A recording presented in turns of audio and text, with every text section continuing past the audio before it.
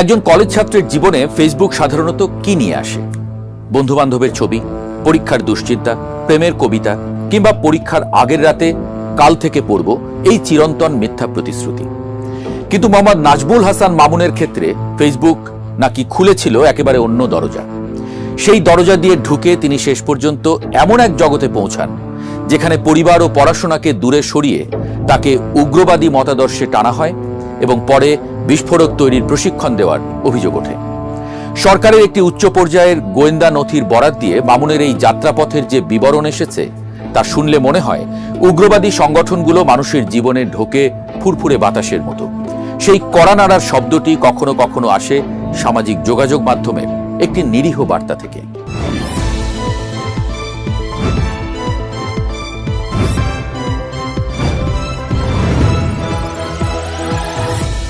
মামুনের বয়স 21 বছর। তার পিতা মোহাম্মদ ইসমাইল মীর, বাড়ি বরিশালের রূপাতলিতে। 2014 সালে এসএসসি পাশ করে ঢাকার উত্তরার একটি কলেজে এইচএসসি ভর্তি হন তিনি।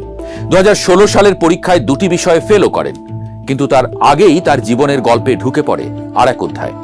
দ্বাদশ শ্রেণীতে পড়ার সময় ফেসবুকের আবু মুসলিমাহ নামের একটি আইডি থেকে তার সঙ্গে যোগাযোগ করা হয়।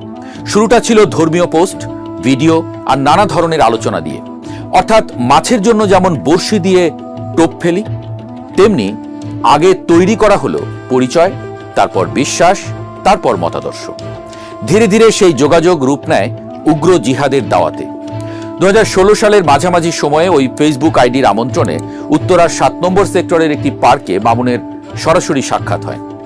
গোয়েন্দা নথি অনুযায়ী আবু মুসলিমা নামের আড়ালে ছিলেন আবির ওরফে মুয়াজ। অনলাইন পরিচয়ের পর এবার সম্পর্কটি চলে আসে বাস্তব জগতে। এরপর কথাবার্তার বিষয়ও বদলাতে থাকে। পড়াশোনা, পরিবার ও প্রচলিত জীবন ব্যবস্থা সম্পর্কে নেতিবাচক ধারণা তার মধ্যে ঢোকানোর চেষ্টা করা হয় বলে নথিতে উল্লেখ রয়েছে। তাকে বোঝানো হয় পার্থিব পড়াশোনা কিংবা পরিবার গুরুত্বপূর্ণ নয়, তথাকথিত জিহাদ এর পথেই রয়েছে তার ভবিষ্যতের কল্যাণ। মানুষকে উগ্রবাদে টেনে নেওয়ার কৌশলটি এখানেই সবচেয়ে ভয়ঙ্কর, কারণ এখানে কাউকে একদিনে বদলে ফেলার চেষ্টা নেই। ধাপে ধাপে পরিচিত পৃথিবীটাকেই তার কাছে সন্দেহজনক করে তোলা হয়।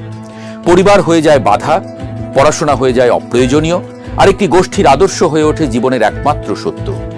যুক্তির জায়গাটি তখন আস্তে আস্তে ছুটি নেয়, আর অন্ধ আনুগত্য এসে খুঁটি গেড়ে বসে। এই পর্যায়ে মামুনের যোগাযোগ আর ফেসবুকে থাকেনি। তার মোবাইলে থ্রিমা নামের একটি এনক্রিপ্টেড মেসেজিং অ্যাপ ব্যবহার করা হয় বলে গোয়েন্দা নথিতে বলা হয়েছে। সেখানে তার নতুন সাংগঠনিক নাম দেওয়া হয় আব্দুল্লাহ। মুয়াজের মাধ্যমে তার যোগাযোগ হয় 90 জেএমবির আরেক দায়িত্বশীল ব্যক্তি ফায়ারউড ওরফে মুসার সঙ্গে। অর্থাৎ সামাজিক যোগাযোগ মাধ্যম, পরিচয়, সরাসরি সাক্ষাৎ, নিরাপদ যোগাযোগ ব্যবস্থা এবং তারপর সাংগঠনিক নেটওয়ার্ক। কোনো দুর্ঘটনা নয়, বরং গোয়েন্দা নথির ভাষ্য অনুযায়ী একটি পরিকল্পিত প্রক্রিয়া। এরপর আসে হিজরতের ডাক। 2016 সালের অক্টোবরের শেষ দিকে মুসার নির্দেশে মামুনকে বাড়ি ছাড়তে বলা হয়। উত্তরার একটি বাস কাউন্টার থেকে তাকে চট্টগ্রামের উদ্দেশ্যে নিয়ে যাওয়া হয়। সেখানে রাখা হয় একটি গোপন আস্তানায়। আরো কয়েকজন তরুণ আগে থেকেই সেখানে ছিলেন। বাইরে যাওয়া ছিল সীমিত, পাহারাও ছিল কড়া।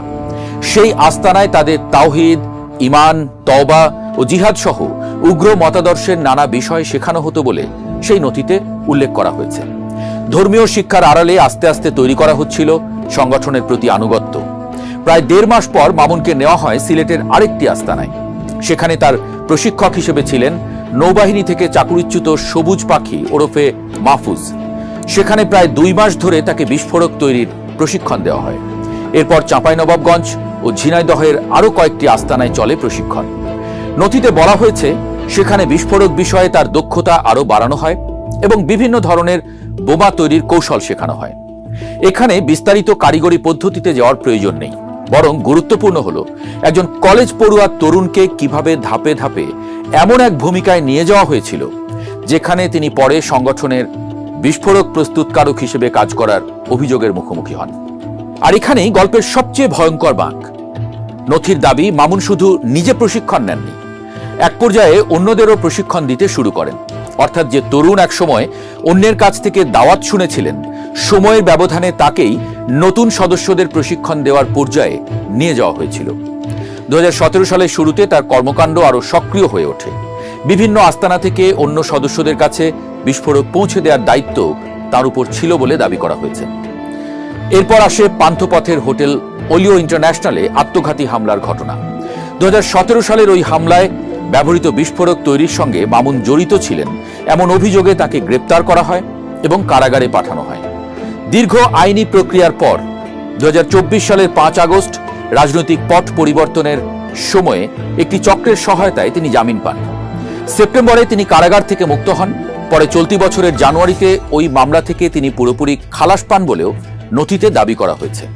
কারাগার থেকে বের হয়ে মামুন নিজেকে নির্দোষ ও ভুক্তভোগী দাবি করেন। এমনকি গুম সংক্রান্ত তদন্ত কমিশনের কাছে লিখিত অভিযোগ দিয়ে তিনি দাবি করেন তিনি গুমের শিকার হয়েছিলেন। কিন্তু গল্প এখানেই শেষ হয়নি। গোয়েন্দা নথির দাবি, কারাগার থেকে বের হওয়ার পর মামুন আবারও 90 জেএমবির সামরিক শাখার সঙ্গে সক্রিয়ভাবে যুক্ত হন। এবার যোগাযোগের মাধ্যমও বদলে যায়। থ্রিমার জায়গায় আসে এলিমেন্ট নামের আরেকটি এনক্রিপ্টেড মেসেজিং প্ল্যাটফর্ম। গোয়েন্দারা এই নেটওয়ার্কের 3টি গোপনীয় চ্যানেলের ব্যবহারের কথা শনাক্ত করেছেন বলে নথিতে বলা হয়েছে। আর তামকিন মিডিয়া ব্যবহার করা হয় উগ্র মতাদর্শের প্রচার ও দাওয়াতের জন্য। ফুরসান আল তৌহিদ ব্যবহার করা হয় হুমকি, প্রচারণা ও হামলার দায় স্বীকারের বার্তা ছড়াতে। আর ট্র্যাশ মিডিয়া ব্যবহৃত হয় অভ্যন্তরীণ যোগাযোগ ও গোপন নির্দেশনা আদান প্রদানের জন্য।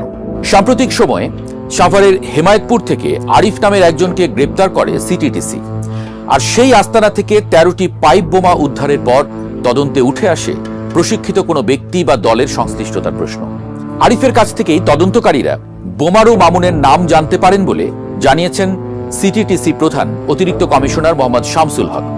তিনি জানান, এমন বোমা তৈরির পেছনে প্রশিক্ষিত ব্যক্তি বা দলের উপস্থিতি বোঝা যায় এবং মামুনকে গ্রেপ্তারে সর্বাত্মক চেষ্টা চলছে।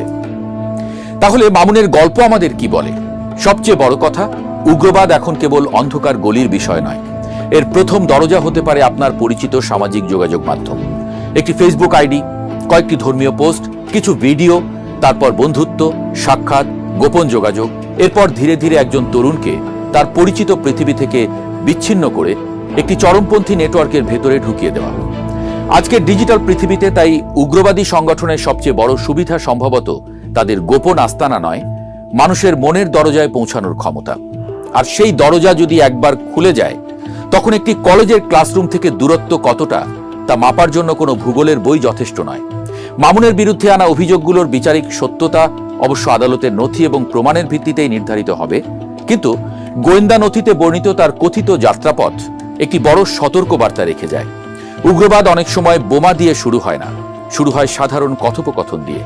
আর সেই কথোপকথনকে সময় মতো চিনতে না পারলে বন্ধুত্বের অনুরোধ কখন যে বিপজ্জনক মতাদর্শের আমন্ত্রণ হয়ে ওঠে মানুষ টেরই পায় না।